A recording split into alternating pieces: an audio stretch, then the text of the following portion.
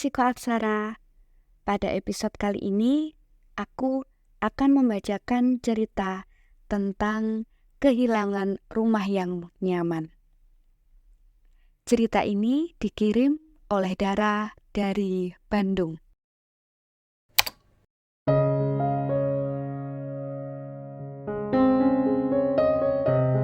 Hai Ra, kenalin, namaku Dara.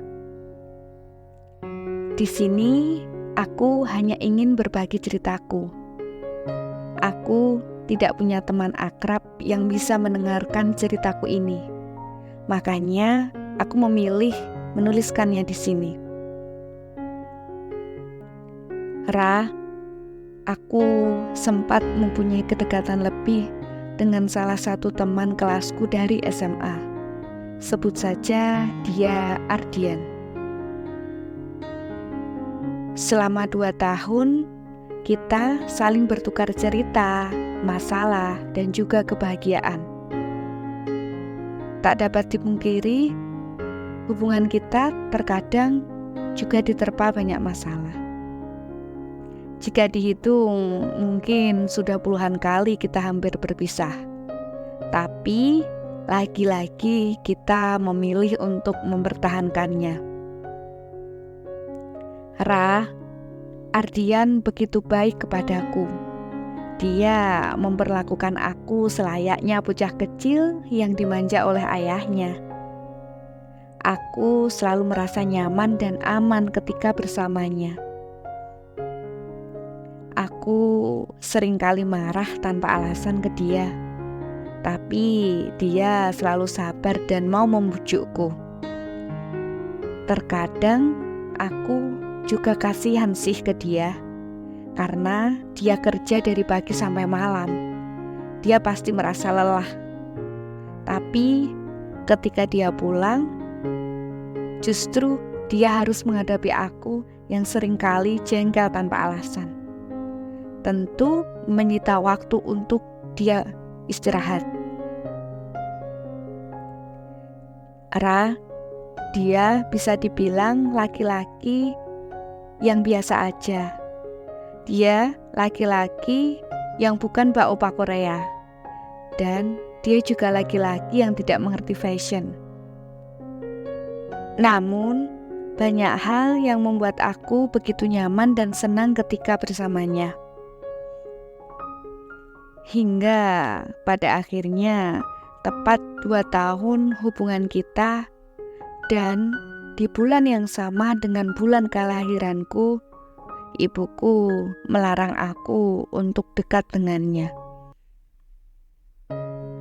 Lidahku keluh untuk menyampaikan hal ini kepada Ardian. Aku begitu sedih, Rah. Aku sangat sedih.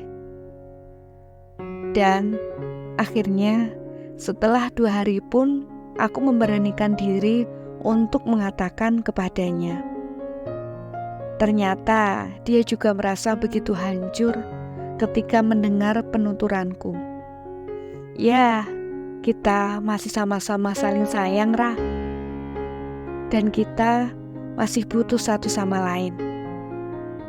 Tapi kita juga tidak bisa menentang keinginan orang tua. Dan aku meminta waktu 1 minggu sebelum semuanya usai. Sudah berapa banyak air mata yang tumpah selama 1 minggu itu. Aku tidak bisa membayangkan hari-hariku tanpanya, Rah. Aku yang selalu apa-apa ke dia. Dia yang selalu dengerin ceritaku, keluh kesahku, dan masalah yang aku hadapi. Dan sekarang kita harus memilih jalan yang berbeda. Kita menjalani hidup dengan tanpa kabar satu sama lain, Rah. Aku telah kehilangan rumah nyamanku. Rah, aku tidak tahu aku harus pulang kemana, karena hanya dialah yang tahu tentang diriku. Sekarang aku benar-benar sendiri. Aku sering menangis, ataupun aku juga sering melamun. Ardian telah benar-benar mengubah hidupku. Aku sudah terlalu menggantungkan diriku kepadanya. Tapi aku selalu percaya mungkin Tuhan sedang mempersiapkan kebahagiaan untuk aku dan Ardian dengan cara memisahkan kita ini. Siapa yang tahu tentang takdirnya dan siapa yang tahu tentang kehendaknya. Segitu aja ya ceritaku. Terima kasih udah mau membacanya. Aku sedikit lega setelah menceritakan hal ini.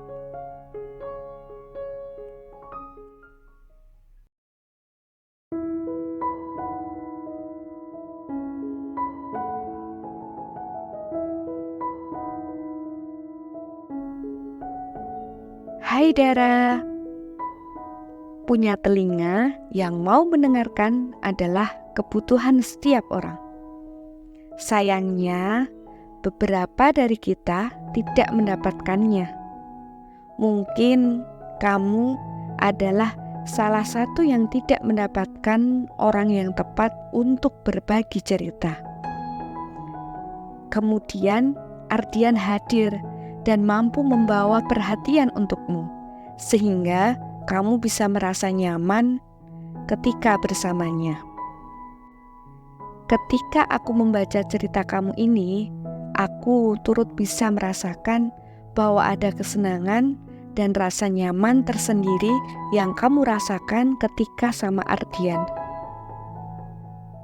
Walaupun akhirnya kamu dan Ardian terpaksa memutuskan untuk tidak menjalin komunikasi lagi karena larangan orang tua. Aku turut bersedih ya. Aku sedih ketika membacanya. Apalagi ketika kamu bilang kamu sering menangis dan juga melamun. Mungkin ada baiknya kamu coba untuk meregulasi emosi kamu, supaya apa yang kamu rasakan bisa segera terkuras dan bisa merasakan emosi baru yang akan hadir. Menulis cerita di sini juga salah satu upaya yang bagus untuk meregulasi emosi kamu. Aku mengapresiasi hal itu. Hanya saja ada beberapa hal yang aku lihat. Mungkin saat kamu sudah mengantungkan diri terlalu jauh sama Ardian, kamu jadi mengantungkan sebagian dirimu padanya. Artinya, kamu merasa sebagian dirimu ada pada dia. Ketika nggak ada dia, ada sebagian dirimu yang hilang. Itu yang membuat merasa makin berat ketika kamu berpisah dengannya. Sebagai manusia, kita boleh saja untuk percaya, merasa nyaman dengan orang lain, bahkan mungkin ada rasa sayang yang muncul. Tapi ada baiknya untuk tak kalah penting, yaitu mencintai diri sendiri, menyayangi diri sendiri, merasa nyaman dengan diri sendiri. Karena tempat pulang yang paling aman adalah pulang ke diri sendiri, di mana kita bisa jadi diri sendiri, tanpa topeng, tanpa manipulasi, benar-benar lepas dari semua drama dunia ini. Ketika kita sudah berhasil menemukan diri sendiri sebagai tempat pulang, kita akan merasa lebih baik, merasa lebih kuat buat menghadapi dunia yang kadang tak bersahabat.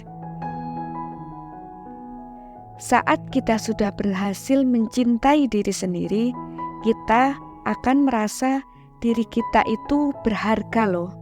Diri kita itu layak untuk bahagia.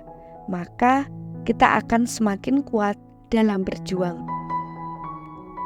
Manakala kita sudah berhasil menghargai diri sendiri, saat itulah kita mulai memupuk rasa percaya diri. Memupuk rasa percaya diri yang tinggi. Kita bisa percaya sama diri sendiri, bahwa diri sendiri bisa melewati segala rintangan yang terjadi. Memang, dukungan dari orang lain itu juga penting, walau kadang hal itu sulit untuk didapatkan. Kamu bisa menghubungi psikolog atau konselor untuk dapetin dukungan yang kamu harapkan ketika orang sekitarmu tidak bisa memberikannya kepadamu. Yang terakhir, aku apresiasi atas keyakinan yang kamu pegang bahwa Tuhan sedang mempersiapkan kebahagiaan yang indah. Tetap pegang keyakinan itu ya, sampai Tuhan benar-benar mewujudkannya. Aku percaya kamu bisa melewati fase ini dengan baik, serta aku turut berdoa kepada Tuhan, semoga Tuhan selalu membersamai setiap langkahnya. Well, itu tadi cerita yang dikirim oleh Dara. Kalau kamu punya feedback yang bagus dari cerita ini, kamu bisa banget ya sampaikan di kolom komentar, biar nanti pengirim cerita ini juga bisa membaca masukan dari kamu. Kalau kamu suka dengerin episode ini, boleh banget buat like, komen, dan subscribe, biar semakin banyak orang yang merasakan kehadiran dari Psikoaksara. Dan buat kamu yang punya cerita hidup berkesan, pengen banget diceritakan dan didengarkan, kamu bisa coba untuk tulis cerita kamu dan mengirimkannya ke Psikoaksara. Simak ketentuannya di kolom deskripsi, biar ceritamu bisa masuk antrian buat dibacain. Thanks buat perhatiannya. Sayonara, see you.